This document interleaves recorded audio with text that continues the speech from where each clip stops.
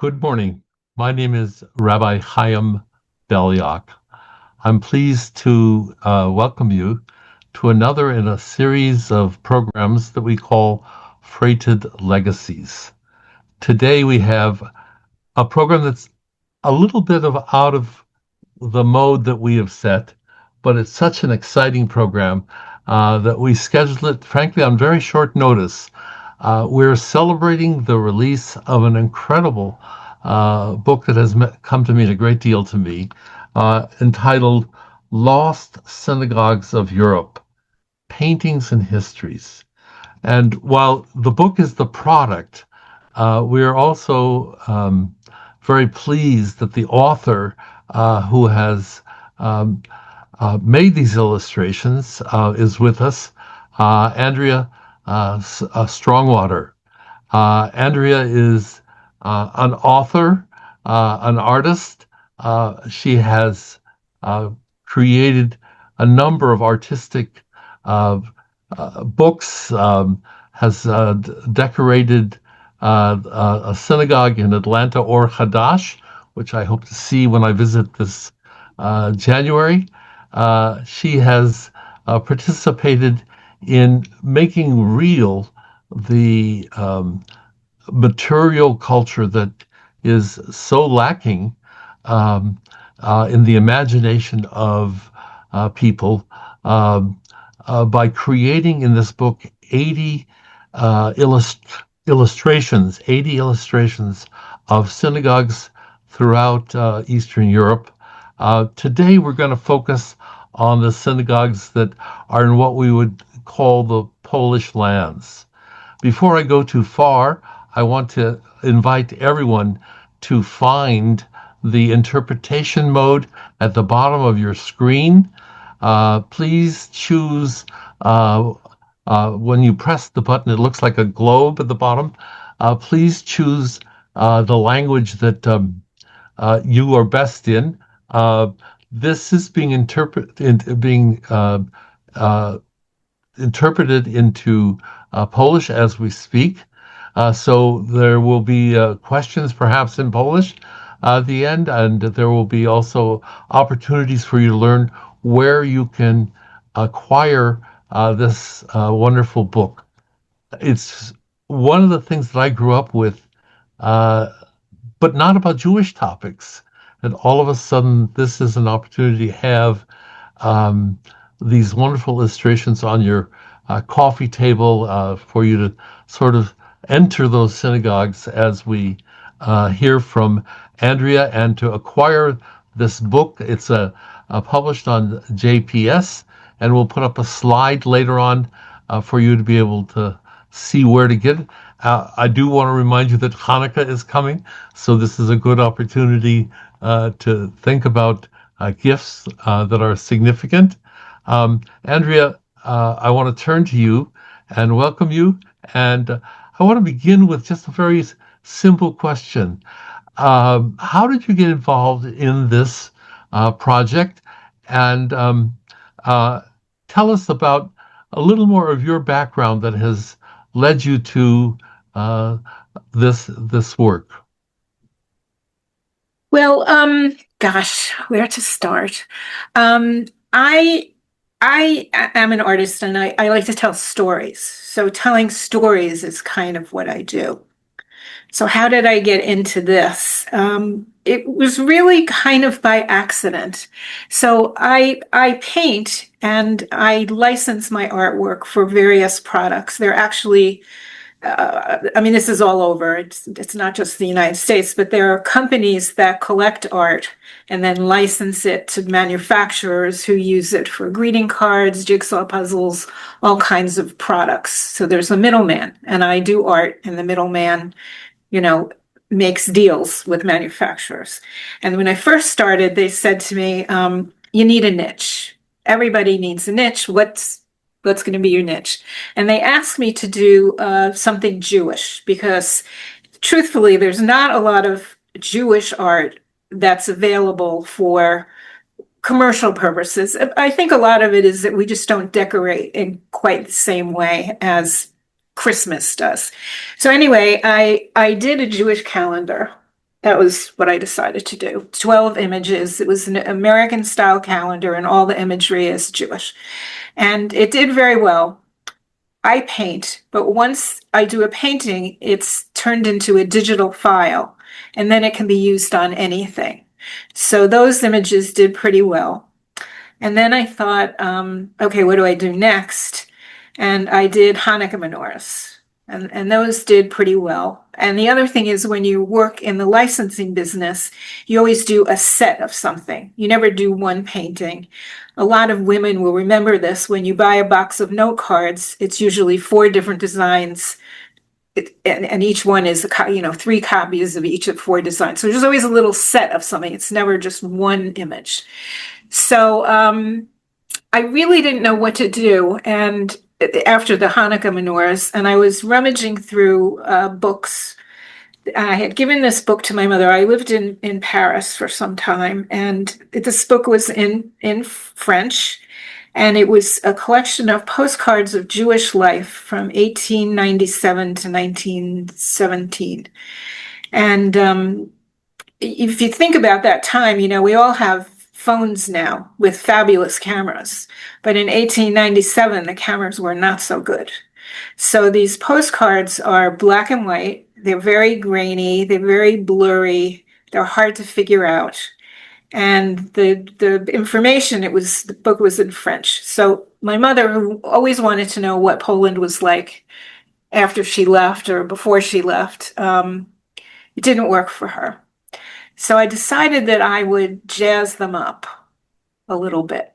So there's one other thing that stayed with me for a long time. When I was in college, the idea was that painting was dead. Painting was the dead art. No one was going to paint anymore. And I wanted to be a painter, so it was kind of devastating. But I had a professor who said to me, that's really true. There's not going to be much more painters, but when you paint, I'm there. When I see your paintings, I absolutely am in that place, in that time, whatever. So that was something that stayed with me my whole life. But I think actually it sort of worked with this book, because people tell me they feel exactly like they could walk into these buildings. So at any rate, I did 4 paintings of synagogues, and everybody liked them. And so I did 4 more, and everybody wanted more. And then the Holocaust Memorial Museum in Washington, D.C. asked me to make postcards out of my paintings, because people were always asking about the buildings and they wanted something in the shop. So I made the postcards, and people kept asking questions about them, because at this time it was just pictures. And I realized that I could tell a story. I grew up, my grandfather, my mother's father is from, I don't say it right, it's Grudzisk near Warsaw. I won't say the other part of the name, which is M. And he was one of 19 children, and not all of them got to leave, were murdered during the war. And my grandfather used to forge papers. It's hard to say that, but he used to forge papers all the time to get people out. So he would bring relatives, friends from Poland to America, to New York, and then he would take the papers and send them back to Poland, and they would be forged for new people and bring them out. And he helped people stay in hiding during the war. So the idea of everything that happened in the war was always part of my life, because we used to meet these people. My grandfather had a business. He used to hire them when he came. My mother was the regional director of ORT. It was a volunteer thing, Organization for Rehabilitation Through Training. So anyway, that story was always part of my life. And the synagogue seemed to speak to people. So I like the idea that synagogues speaks to people. I wanted to start by asking you to show us the first slide, because it's the book is organized into 4 sections. So this is from the earliest section, synagogues from the 1600s, a town by the name of Zabludov. I actually have been there, uh, there's very little that remains of any Jewish connection, and I would love. It's a unusual synagogue in the larger part of your work. Could you share that slide with us? Dominica has is going. There's Yes. okay. Thank you, So Dominique. so those are the wooden synagogues. I mean, when I first started doing the research, the wooden synagogues are the easiest to research because there is that book that was there was the division of the University of Warsaw. Poland wanted to make these synagogues national historic landmarks because they were so gorgeous. I mean, they were very, very special. And they did a whole lot of research between the wars. It got transferred around, but somehow managed to live through the war. And a book was published with all the diagrams and pictures in the 1950s. It was published in English and in Polish. So I had a lot of material to work from. So that's how I did these. The thing about these, that they're all pieced wood. They didn't use nails at this time. So it's all wood that's kind of fitted together. And the other thing is a lot of people here in the States, I don't know if people are more aware of it elsewhere, think about these as simple little boxes. And they were so incredibly elaborate. The interiors were painted, just every square inch was painted. It had words, it had pictures, it had vines and stories, and just very, very, very elaborate. So that was the story of the wooden synagogues. Did you want anything more special than that? Well, I think it would be interesting just to say a little bit about the synagogue itself. It's yeah, it is one that stood between 1635 and 1646. Right. And Zabludov is in the region just near Bialystok. It's a very uh, uh, today rural part of Poland. Um, and we actually have friends and relatives that are from Zabludov. And it it really is uh, incredible to imagine this synagogue in the present landscape. There's very little that's left. Um, I'm curious then to go to the next uh, synagogue that you have, and that's then a synagogue in what's uh, called the Lodz region, Zjedborz, uh, uh, and would love to have that synagogue projected.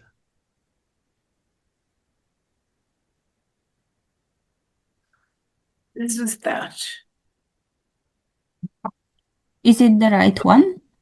Yes. Yes, Yes, I don't say it correctly, so I'm not going to say it. But yes, you can see that it's very there's that dichotomy where people think it's just sort of a little useless log cabin, but these were all very, very carefully worked, pieced together wood. And this one had a ceiling, which was the ceilings were also decorated. So the wood would be soaked. There would be planks of wood, they would be soaked and then turned into S shapes. So the ceilings had these S-shaped forms holding them up on the inside. Plus, they had painting on the walls. And you can see even in the windows, there's a lot of elaborate woodwork. So that part was, and they were itinerant carpenters that did this work. right. The other, sorry? Go ahead. Go ahead. I'm sorry. So the other, yes, we don't have them all up here, but they were itinerant carpenters, and after they built synagogues, they built carousels, And so when you look at the interiors of these synagogues, there are a lot of carousel-like features. It's very, very elaborate, detailed woodwork and painted in elaborate colors. And actually, the Poland Museum has, I'm pretty sure they're the original photographs where you can see much more detail. But these, I just think it would be fun to go there. It's just, an appealing building. These buildings were very, very appealing. I met the people that did the Poland synagogue wooden, Right.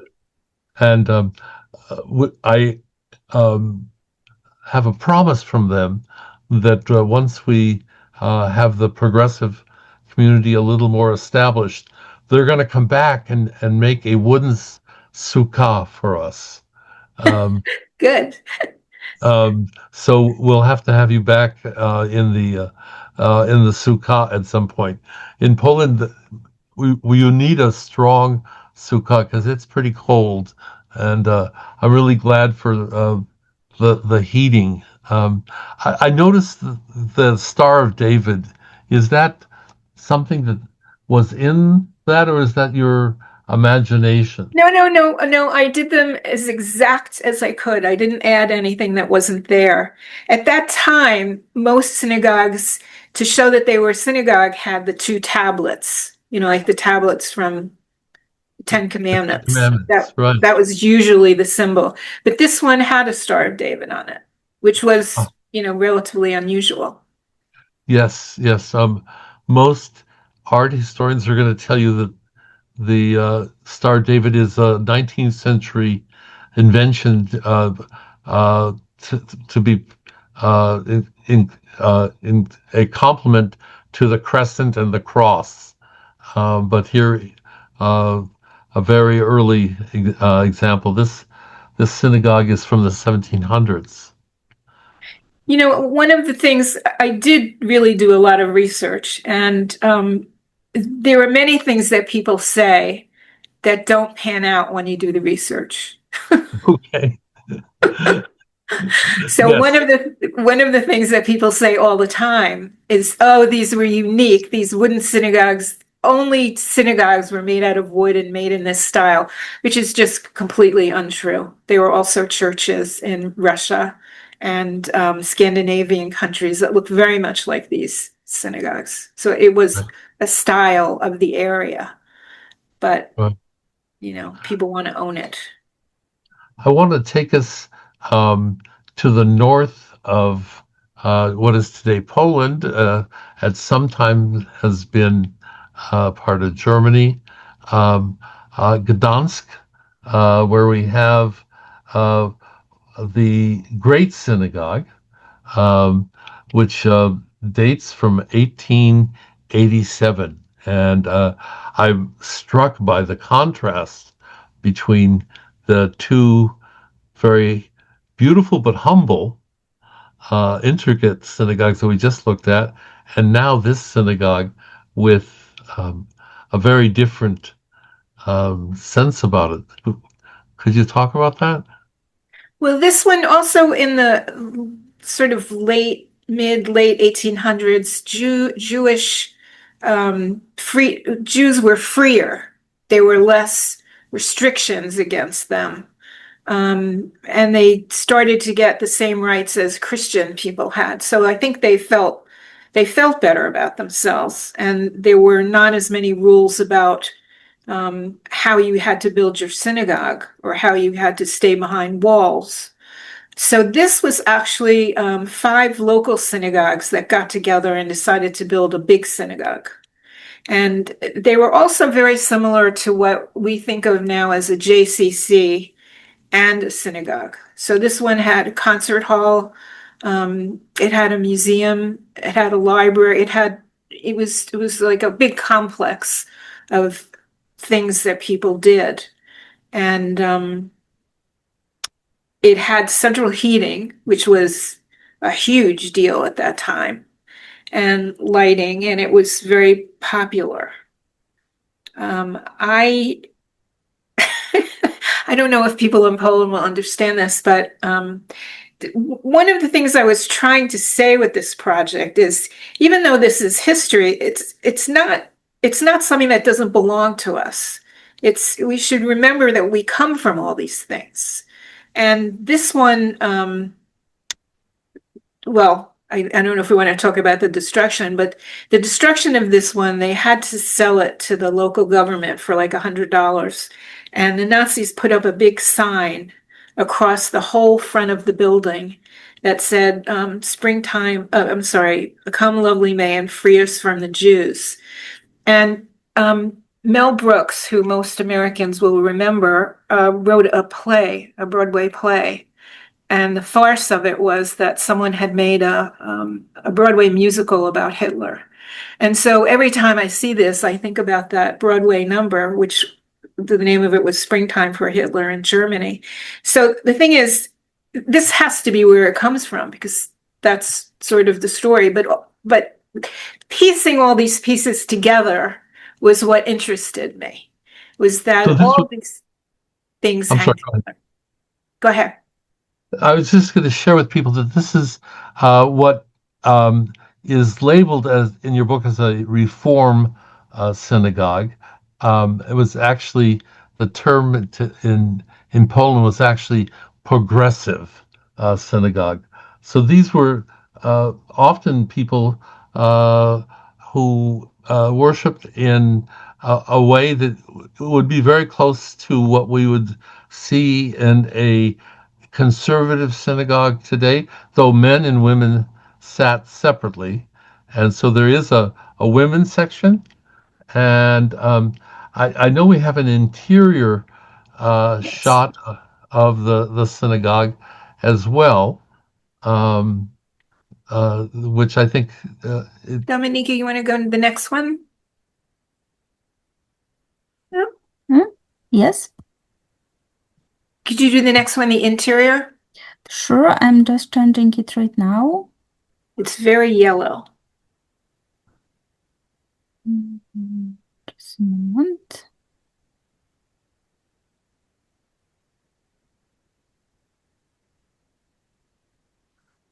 yes, beautiful interior. Um, uh, and do I perceive in the back there pipe for an organ?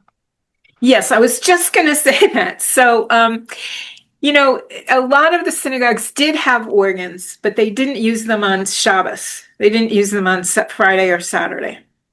So, because the other thing is, these places were used for music concerts, and all different kinds of performances. And I'm sure there were synagogues that did, really reformed synagogues that did use the organ, um, on the Sabbath. But in much of the research that I found, it'll say they had an organ, but it wasn't used on the Sabbath. They would make that point specifically. I think the memory that I have is that these organs were used primarily in ritual purposes for a wedding, Right. which wouldn't take place on a Sabbath. And I was going to ask you, because I didn't know, on Purim, which never falls on a holiday where it would have been forbidden to have um, music, if they were used for Purim. I don't know. Uh, Perhaps you do. No, nobody mentioned that. The only singing and dancing that I got were in the early wooden synagogues, and that was, a different thing, but there wasn't an organ then. Yeah. I want to point out another feature. You notice the way this pattern of coming up to the stand where the Torah is being read. It's towards the front of the building, whereas in uh, the more traditional synagogues, it would have been towards the middle of the synagogue. But this is sort of like in the front, just uh, there's the ark with the Star of David. There's the podium, and then there's the reading stand. And the congregation is, in a sense, seeing this as a stage, which is a very different um, way of understanding the dynamics of what is going on.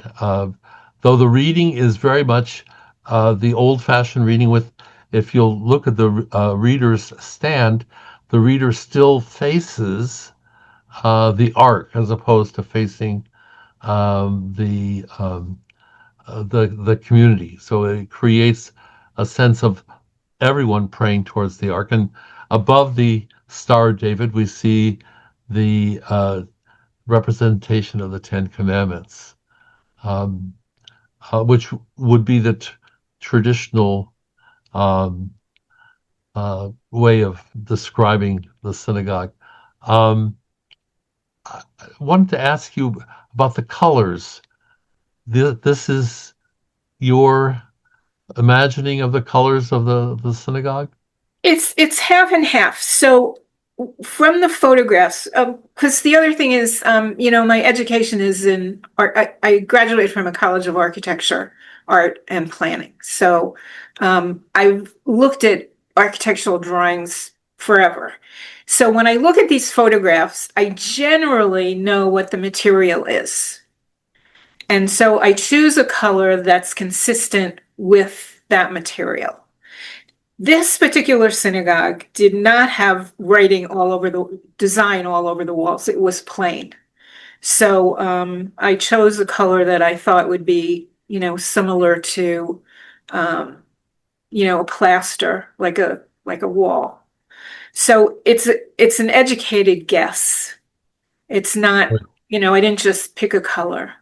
The only other thing artistically, I tend to use a lot of yellow because I want these places to be warm. So when you want something to be warm and inviting, you tend to use a lot of yellow. The fate of the synagogue, I believe, is that many of the synagogues, Reform synagogues in Gdansk, sold, in quotes, their ritual objects. Yes. And this is a story. Would you like to tell the story? No, and you can go on because I want to hear your view. So, I could have gotten it wrong, although Well, it's been edited a million times. what happened was that Jewish communities were trying to leave and get out of the way of the Nazis. They were trying to save their lives. And they sold their ritual objects, their Torot, their ritual objects, and they were, quote, bought by Jewish communities actually in safekeeping until they could reestablish a community again at some future time. And the funds that were collected from wealthy New York synagogues were used to fund people leaving to get to wherever they could go. Some were able to go to Palestine, unfortunately, very few. But this was an attempt by the community because this was controlled by the Germans, the Nazis, and this was what was permitted. And in fact, in our progressive synagogue, it's very humble. We have a Torah that is dedicated to the memory of the son of the rabbi of this synagogue, who went on to become one of the leaders of the Reform movement in America, the son, Rabbi Walter Kelter, Wally Kelter. He was a teacher of many of us. His father was the rabbi of this synagogue. And he was sent out to save his life. He studied at Hebrew Union College in Cincinnati, and then was the rabbi of a Long Beach synagogue. We have a Torah cover in our Gdansk synagogue that is dedicated to the memory of him. And just to see this is to see something of what Rabbi Kelter used to talk about. His father literally worked himself to death trying to get people out. Um, and a very moving story, and to see the grandeur of this place. And uh, thank you, thank you. Every time I saw one of your pictures, Andrea, I said thank you. So let me say it again. Um, with Before we go further, there is a question. I think it makes sense to ask it now. I see it in the chat before we change the picture. There is a question about the animals on the side of Ten Commandments. And then looking longer, there is a request to give an information about what happened with each of the synagogues, like what was the situation with it at the end. So the animals are the lions of Judah. You mean on the top of the ark, right? yes, right by the I Ten think so. Yes, yes. Yes, on either side of the Ten Commandments. That's a classic iconography, for lack of a better word. You see that everywhere with the two tablets with the lions on either side. And it's especially all over Germany. Like if you see amulets or Torah decorations, that's very, very, very common. It's very common.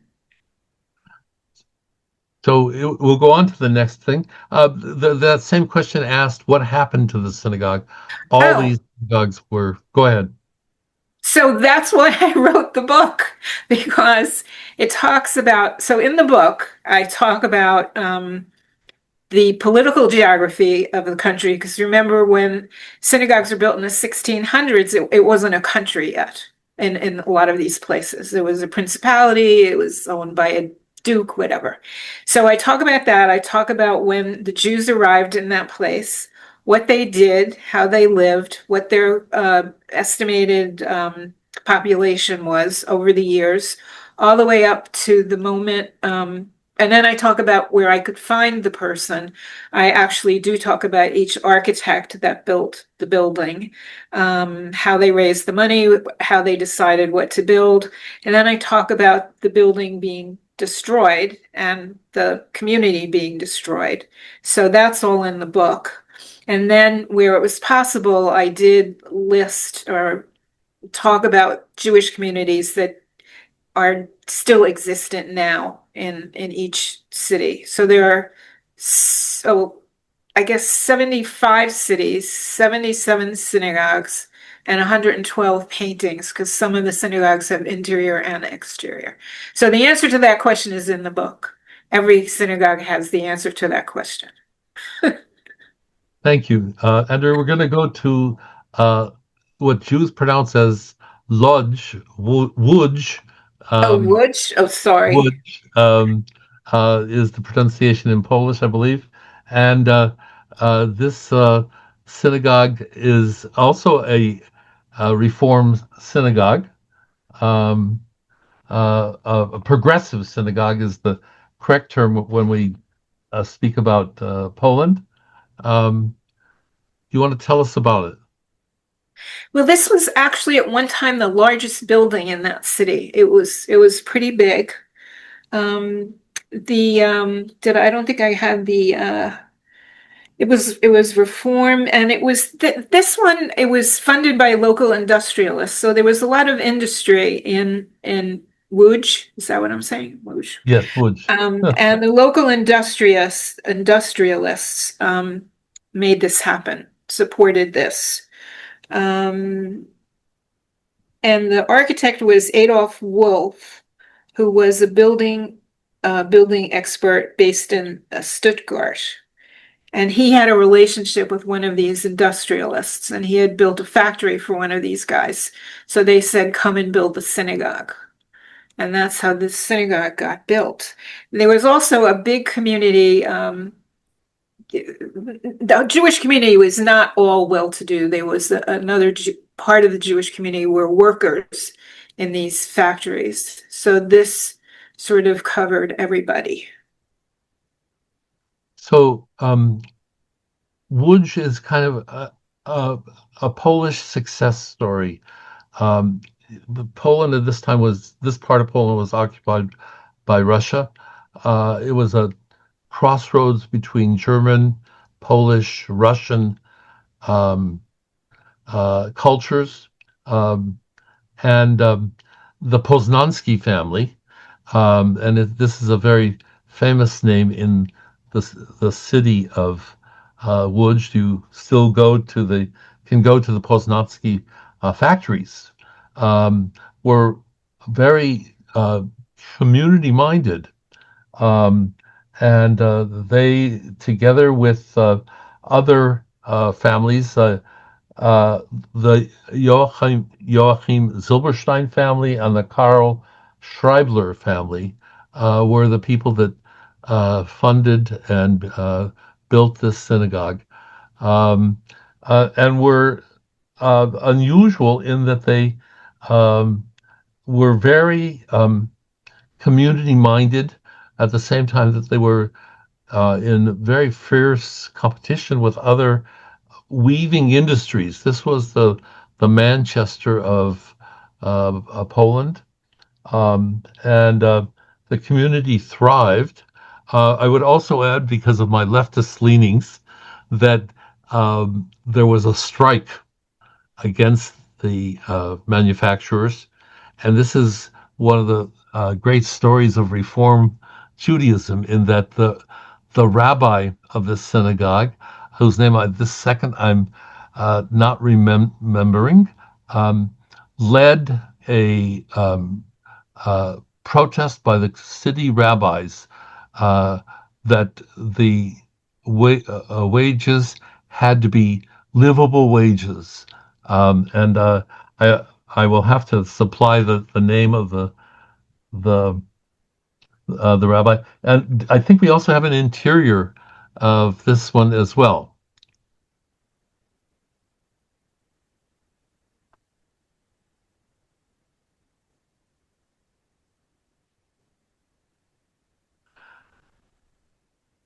We get it. It has stars on the ceiling. We don't have the interior here, Oh, we don't have the unfortunately. interior? Okay, we promised to put that in at some point. Maybe we can do it as part of the editing. Um, Yeah, we don't have it. I apologize, but the stars on the ceiling. You want to talk about that?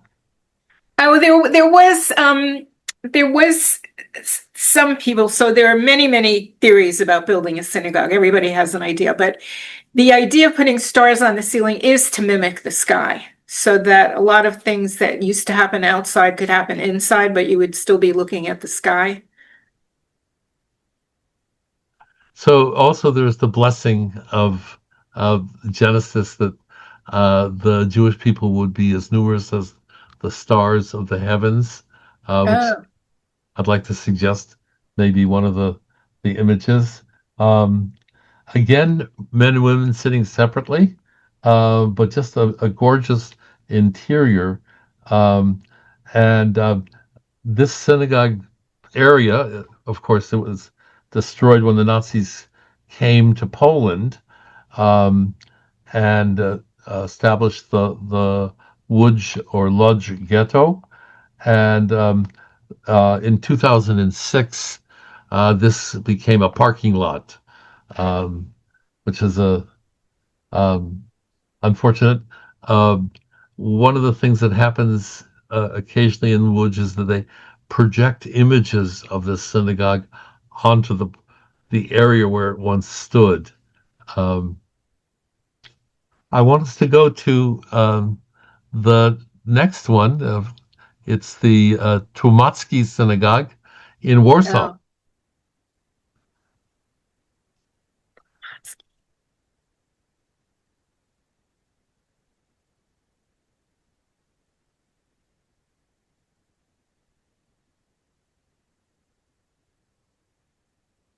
And I lose Tlomatsky. For me, this was a big deal because this is sort of where I'm pretty sure my grandfather used to hang out. Um, it was it was built by, okay, there's an article by a guy named Doblin who extolled this synagogue, and there's a wonderful interior picture of it where this was one of the synagogues where they wore top hats, in addition to the yarmulke. I'm sure there was a yarmulke underneath, but they would wear top hats. They do that in France too. And this was one of those things. So they were assimilated. This is what this man Doblin said. They were assimilated, but they were thinking of Judaism in a different way. They were separating themselves from being ultra Orthodox and wanted to join the rest of the world and not be so separate. But the interesting thing about this is this one had, some of the synagogues had text written on the walls in various places. And in this one, I don't remember, I don't have my book open for the exact text, but they instead of using one of the systems, they actually wrote the word God. And so there were people that wouldn't go to this synagogue because it had the word God written in it. So they had the tetragrammaton Right. spelled Yud Hey Vav Hey. Yes. They didn't do that. They just wrote God, which was anathema to some people. Right. It was seen as too forthright. Well, a rabbi told me the other day it was because if you destroy the temple, you would be destroying God, and that bothered people. But he's a very Orthodox person. Whatever Right. it was. These guys used to sit and talk, and when you talk about how, things remind you of things that happened today, when the house where my mother grew up, that my grandfather bought when he came here, it's a little tiny house in the Bronx, but I don't know, after Sabbath dinner, the grandchildren would sleep there. I would sleep there every Sabbath. And after dinner, my parents and my aunt and uncle would leave. And then all these people used to come. There were like 20 or 30 people would come every night, and they were all discussing, wars, Israel and the state of the world and how to save more people. And it was this big political discussion. I really wasn't allowed to be there, but I would sneak into the corner of the dining room where no one could see me, and I would eavesdrop. But that's what this synagogue always reminds me of, because they talked about all these big issues and tried to make Judaism more everyday in the Christian world. A lot of these synagogues, they were trying to make themselves more acceptable in the Christian world, even while they were being Jewish. Yes, they were profoundly Jewish. The people that we think of as let's say the cantors of our Right. world were all people who led services in this synagogue, Kusavitsky, and so forth. And this synagogue was the replacement for the first progressive synagogue, which was built about the same time as the first progressive synagogue in Germany, 1803. This synagogue came into existence 1879, was when the resolution to build it was made. And like the synagogue you mentioned earlier, it was a complex. So standing today is the offices of the Jewish Historical Institute, which was the library for this synagogue. So it was part of a complex, and all the Yiddish writers would meet in this synagogue, which is kind of ironic. They would hold their gatherings, coffees, and so forth. And it had an illustrious musical history, an 88-person male choir. Um, to some people, this was considered um, uh, quite uh, uh, a departure from traditional Judaism to modern day Judaism, except for the fact that they have the picture of people driving up for Shabbat in their horse carriages and in their cars. This synagogue would feel very much like a conservative or Orthodox congregation. Um, the synagogue had um, of tremendous uh, contribution to Jewish music, um, most of which is not produced or used in synagogues today, uh, led by Eisenstadt um, and written and performed. One of our teachers sang as a child in this synagogue. We'll at some point share with people the movie that was on PBS telling the story of David Vishnia, who survived Auschwitz, but prior to that sang in this synagogue. His singing, and he came to America. His son, Eric, was a classmate of mine at Hebrew Union College. Um, um, uh, One of the things that is unique about this synagogue was that it was the largest synagogue in the world at that time. It sat over 1,000 people.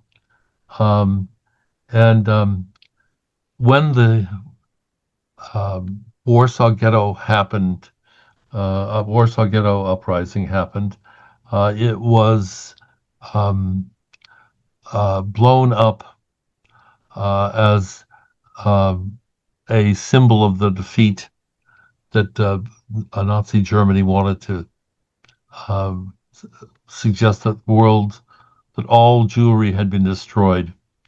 Uh, uh, Jürgen Stroop, the Nazi commander, made this a present not to Hitler for his birthday. Um, um, the synagogue ruins stood for many, many years in the center of Warsaw. Um, and this synagogue too, is projected in light shows at certain times of the year.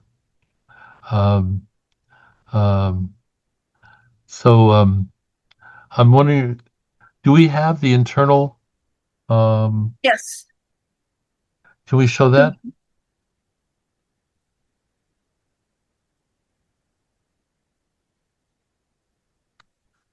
Thank you, Dominica. Andrea? Yes, it's there. So Yeah, if you'd like to say. no, you can see that it's just very grand. I mean, it's just very, very grand. And I remember all those singers who came from, the synagogue when I was growing up. Um, and it was separate. I mean, the seating was separate, men and women. But for me, I guess this one is the most. It's just very grand. I don't know. It's very simple Right. and very grand. We have a comment here from um, our Reform colleague, Rabbi Fred Gutman, who is saying that the Duhani Synagogue in Hungary, in Budapest, Budapest. was a larger, had a seating of 3,000. So I will have to amend it. The historical record is that that Warsaw was the largest synagogue in the world, and we'll have to find out what the actual seating capacity was. The uh, grandness of the synagogue was also expressed in the teachers. The Poznansky family had a rabbi that was the rabbi of the synagogue here. We mentioned them from Łódź. I assume it's the same family. And of course, the teacher, the rabbi that translated into Polish the entire Hebrew Bible, um, who was one of the leaders of this synagogue as well. It was also the area where the seminary uh, was in Warsaw. There was a seminary that was part of the the um, the complex. Um, so we we're going to move, if we can, now to the synagogue in Bialystok. I'm just going to go back one step, and my research said that there were seating for 1,100 men and almost as many women in Warsaw. So Doheny would be bigger. Okay, we'll accept that. Thank you.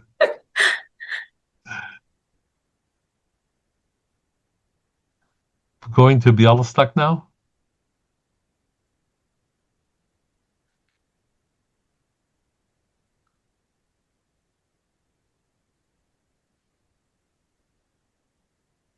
Oh, that's the interior.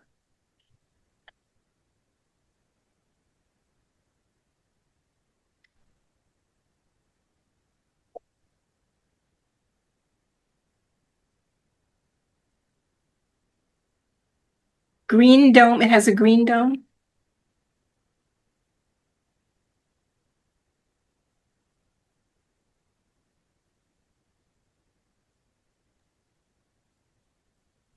Just a second. Okay.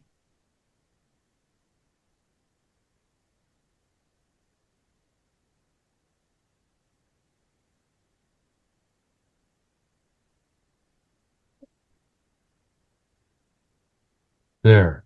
This is Bialystok. Tell us a little bit about this synagogue, which is already in the 20th century. Yes. 1913. You know, I did do all the research, but so many of these things, bring personal memories. So my father's family was from Bialystok, and in this note, in my notes, I found there was a secret union of the Communist Party that was active in Bialystok, and one of my father's uncles actually was a real communist when he finally came to America. He was married to the treasurer of the Communist Party in America, which was always a big crazy thing in my family because they didn't like communists. But anyway, this was Jews were allowed to participate a little bit in the regular society. Bialystok had a very prosperous time, and whatever. And then for economic reasons, it kind of fell apart. It also had important Jewish groups. There were two large synagogues. This particular synagogue, if we're talking about the end, I guess we're only talking about the happy things right now. The Jewish population was about 69% of the total in 1895. So as I said, there were two large synagogues. And this particular synagogue, you remember different things, but this is the one where they actually put a lot of Jews, and the Nazis actually forced the Jews into the synagogue and then burned it down. So that was the end of that synagogue. And you can see here that the Jewish stars are now the symbol, one of the symbols. So, for people to understand, Bialystok became the first city out of the what was called the Pale Settlement.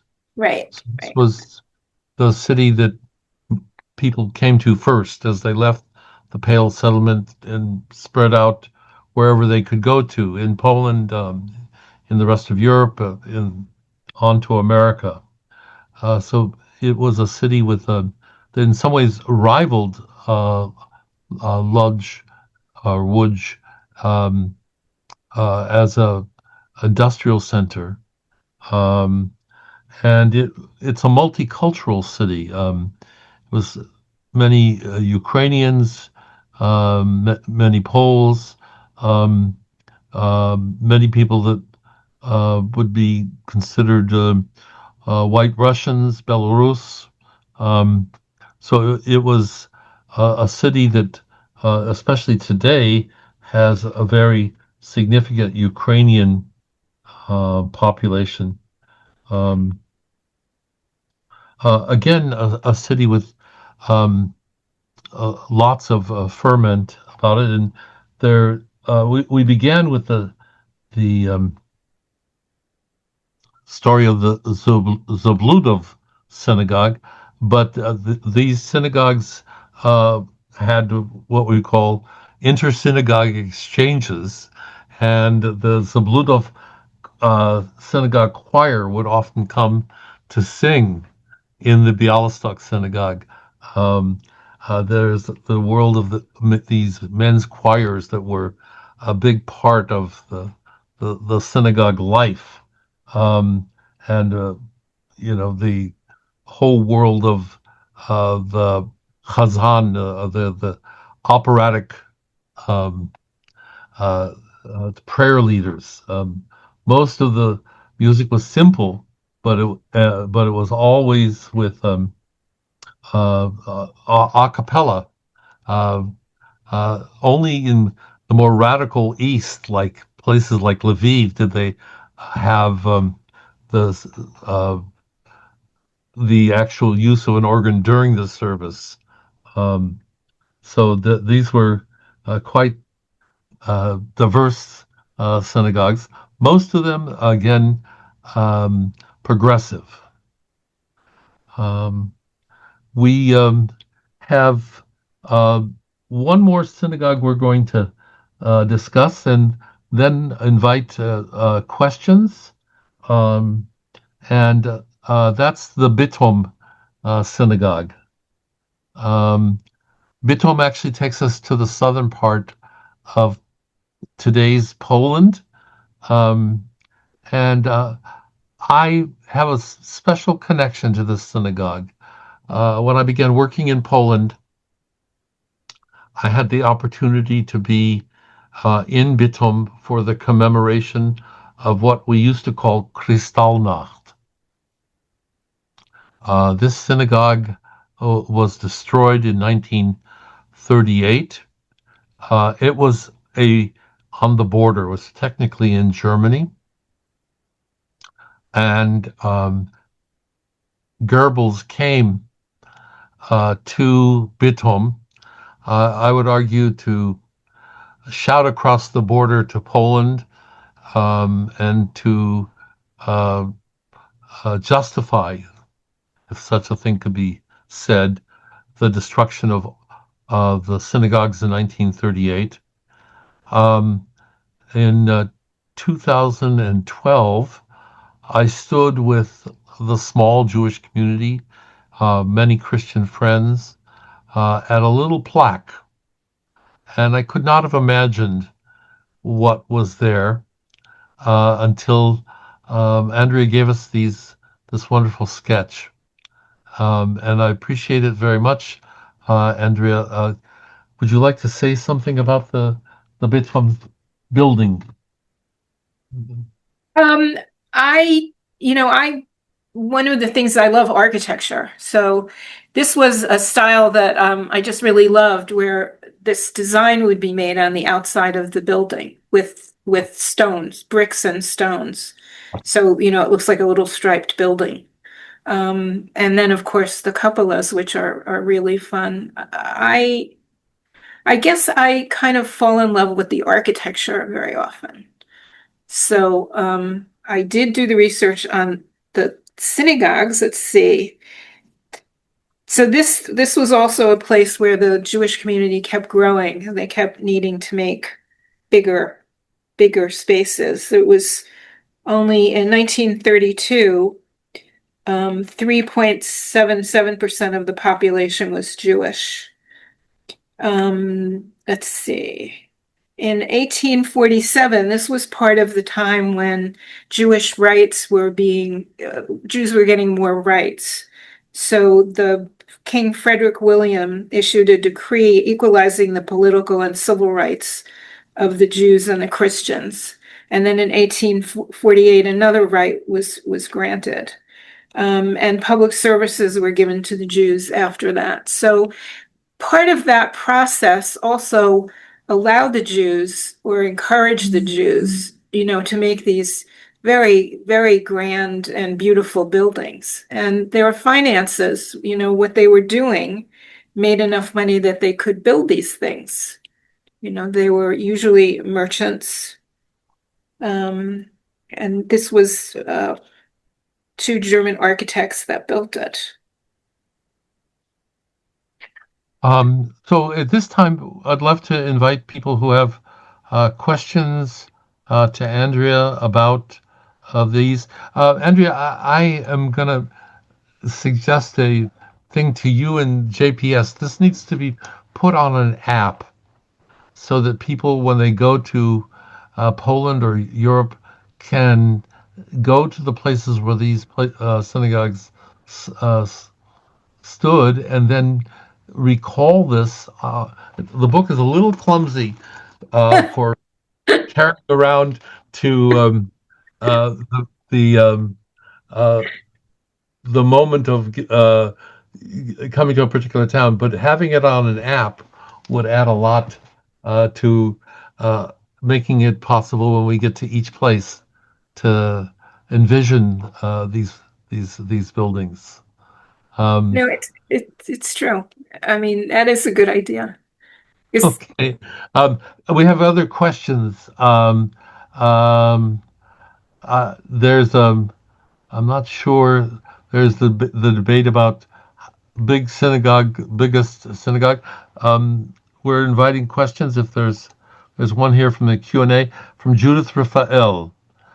Tell us about the synagogue with all the stones in front of it, or rather tell us about the stones. The stones, which synagogue are we talking about? I'm not sure which one was being referred to. The one with all the stones in front of it. Stones in front of it? I don't know what that means. Could we ask that person a little more discussion? Okay, well, we'll someone's typing an answer. Let's see here. Marek, who has been translating into Polish, is telling us, I think that he's referring back to a wooden synagogue? I'm not sure. We'll if there are other questions. Dominica, who's been following and keeping us all together, are there questions that you noticed in the Q&A or in the chat? As far as I see, we answered all the questions that were asked by now. Oh, Marek wrote that it was probably the last one. The last synagogue, that it was a question about the stones. The stones, well, it was just a building style where you use stones of different, like you asked me about color, you use stones of different color to make those stripes. So in fact, on that one, very often it was one row across would be bricks, and then above it would be a row of stone. So you got the brick color and then the white for the stone. So that's how you change the color. but you can also do it with stone. There are some buildings like that you can see, but they're rare now. It's obviously a very complicated way to build, that people don't pay attention to those kind of details anymore. You know, these buildings were all built when people spent. There's a lot of handwork, handicraft, skilled labor, building buildings. Which, you know, right now we pour concrete. It's just a different way of thinking. So I would like to make people aware of the fact that they can acquire the books.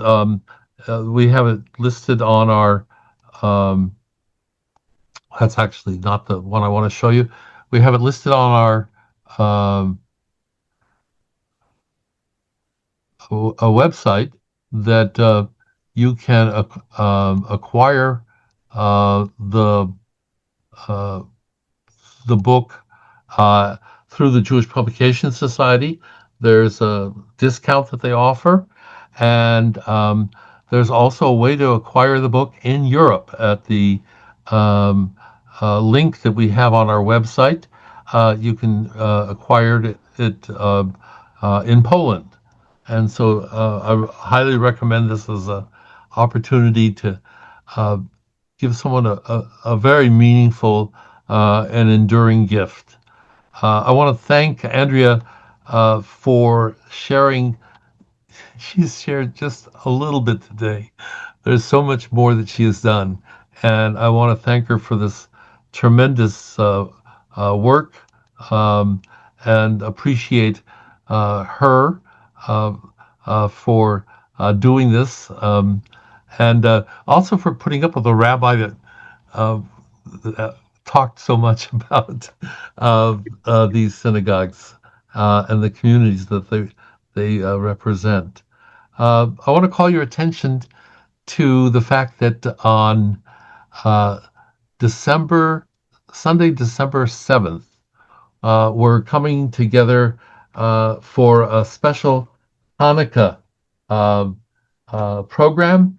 We're going to be celebrating a cookbook.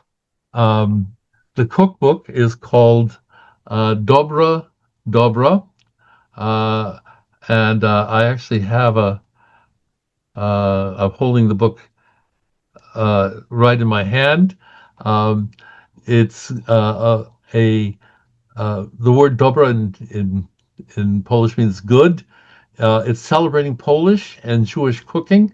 We're going to focus on the obvious things, but in a much fancier discussion about the really unusual ponchkes or sufganiyot, the Hanukkah donuts, and the special latkes that we're going to make. The author of the book is going to be with us, Laura Kratochwila, who's actually from Poland, Polish and Jewish background, and has a bakery in Berlin called Fine Bagel.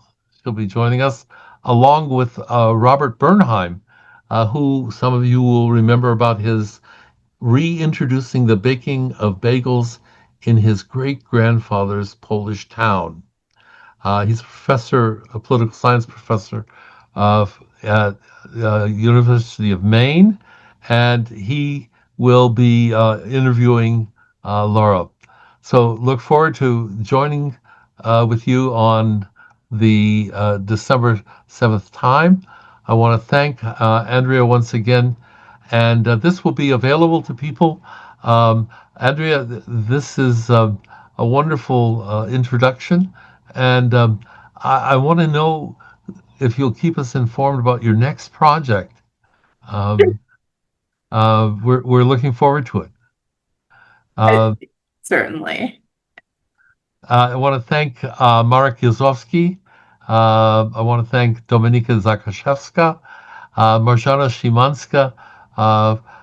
Marek and Marjana have been interpreting into Polish, and Dominika has been doing all the technical work and keeping us together behind the scenes. Warm regards to all of you, and it's time to begin planning for Hanukkah. So I want to wish everybody early on a Freilichen Hanukkah. All the best, and Andrea, once again, thank you very much. Oh, thank you for letting me speak about it. Thank you.